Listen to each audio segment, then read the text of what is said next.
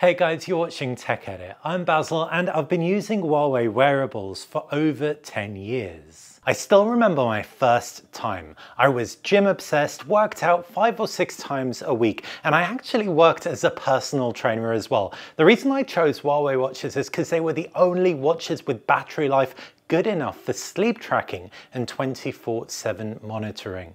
The last few years though, I've had to swap the gym for the office. Life gets busier, you have to spin more plates, and so any tech that I can rely on to keep tabs on my health when I just don't have the headspace is exactly what I'm looking for. Huawei watches strike the right balance for me. Okay, time for an analogy. A smartwatch is kind of like a house. It needs to have a super strong foundation, and for me that's battery life. All the rooms are the features and they have to be fit for purpose, and obviously the house needs to look good, and Huawei watches do. This holistic house analogy is kind of a metaphor for Huawei's new TruSense system. Now, TruSense combines everything Huawei watches can do under one roof, from the newly announced TruSense sensor array on the back of the watch to the latest in sleep monitoring, vital sign tracking, body composition analysis, blood pressure logging, stress management, and of course, training. My journey of discovery learning about this holistic approach to healthcare took me to Huawei's health lab in Shenzhen, where Huawei gathers its data, and boy does it go the extra mile. On a personal and pretty geeky level, there's something very cool about going behind the scenes with any tech maker. I've been on smartphone maker and camera maker factory tours, and they've been cool, but I've never been somewhere quiet like this. There are so many training spaces under one roof, so I got a real sense of how Huawei leverages data that it gathers and how TruSense ingests it and delivers the experience it does. Take climbing, for example. There's very limited benefit to track a climbing workout using gyroscopes and other sensors aside from a heart rate monitor, and the reason is there's just too much variability from one climber to the next, both in terms of size and movement. But Huawei's fine-tuned climbing algorithms based on real-world climber data it captures at its health lab, combined with heart rate responses to specific situations to more accurately track climbing workout intensity and, as a result, climbing calorie burning. And swimming. As you can see, the swimmer is in the pool with a controlled flow. All the while, cameras are monitoring their form, while TruSense powered watches are tracking underwater heart rate, stroke count is calibrated across the watch and cameras, and stroke speeds being measured as well. Another example is golf. Huawei's TruSense system takes the kinds of measurements you'd expect in a simulation like this, swing position and speed, and it sets it against camera footage in an indoor range that also tracks each shot's strength. Where things get mind-blowing is when you consider the fact that Huawei's TruSense and golfing system in particular is trained on the data of 15,000 real-world golf courses, so you have real context behind the data that it captures, and golfing tools on your wrist as well, all to help you improve your game. That's pretty cool for a wrist-based wearable. Huawei's also got a table tennis robot, and unlike a human player, this guy can fire shots without any tells, so it keeps players on their toes as Huawei gathers data from their movements. I haven't even mentioned the most popular exercises, running and cycling. You can see 2 running scenarios, one with an array of cameras logging running position and the other focused on monitoring breathing, with both coordinating data gathered by the watch.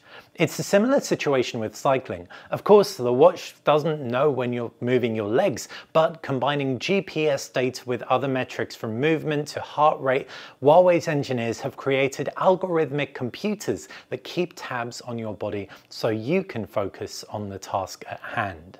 This is a fitness tracking side of TruSense, and yes, it's very cool seeing what goes into it, but another part of it I find at least as cool and maybe even a bit more exciting is the way Huawei drives forward wearable health innovation. For anyone who doesn't remember it, the Huawei Watch D was the first wrist-based wearable medically certified across Europe and other parts of the world to record blood pressure. Now, I'm not talking about heart rate monitoring. A lot of wearables can do that. For blood pressure monitoring, it typically requires that big, crunchy Velcro strap that wraps around your upper arm. It's noisy and just that stressful. But when you look at the whole contraption, it gives big medical device energy, but not the Huawei Watch D. This looks just like a smartwatch with a slightly thicker strap that inflates before giving you your blood pressure reading. Here's the kicker though, your blood pressure, like most measurements, fluctuates throughout the day, and the best time to measure it isn't at the doctor's office when you're stressed out and anxious at the only time they could fit you in. Having a watch on you and getting prompts to sit down at home and calmly get into position at just the right time will give you the most accurate data. Frequent, regular blood pressure readings at around the same times across multiple days is a much more representative way of seeing how your body's actually doing than one-off measurements. And Huawei promises that blood pressure is going to be a cornerstone of the new TruSense system. As amazing as a wrist-based blood pressure reading is, it's something Huawei's actually done. You can order your Huawei Watch D right now, but something Huawei hopes it can achieve one day is non-invasive blood glucose monitoring. In other words, a wearable that can tell you what your insulin is doing at the press of a button. I've got a couple of diabetic friends and that would be really helpful to them. But just like with blood pressure monitoring, blood glucose response can give everyone insights into avoidable chronic conditions. Blood glucose monitoring's also become very popular for non-diabetics, seeing how their bodies respond to certain types of food so they can better manage avoiding long-term chronic conditions, but also better manage their general health and well-being. So if Huawei can crack wrist-based blood glucose monitoring that is needle-free, it will be huge for diabetics and non-diabetics alike. All of this feeds into Huawei's new TruSense system, present and future. It sees health as much more than just running or sleeping, heart rate or an ECG reading. It's a complete overview of where your body is. What still sets Huawei watches apart for me is that they can track everything with up to 2 weeks battery life on a single charge, while giving me more smarts and fitness trackers, and they work with iOS and Android devices, which is a huge deal. Obviously, there's a lot more to it than I've covered in this video, so check back for the latest on Huawei's wearables, with the next gen set to feature Huawei's new TruSense system. A huge thank you to Huawei for giving me a peek behind the curtain and for sponsoring this video. If you've got any questions about the Health Lab or indeed Huawei wearables in general, I am an avid user. Hopefully you enjoyed this video. If you did, please do click that thumbs up button, subscribe to the channel to stay on top of everything that I do, ding that bell for notifications. Thank you for watching.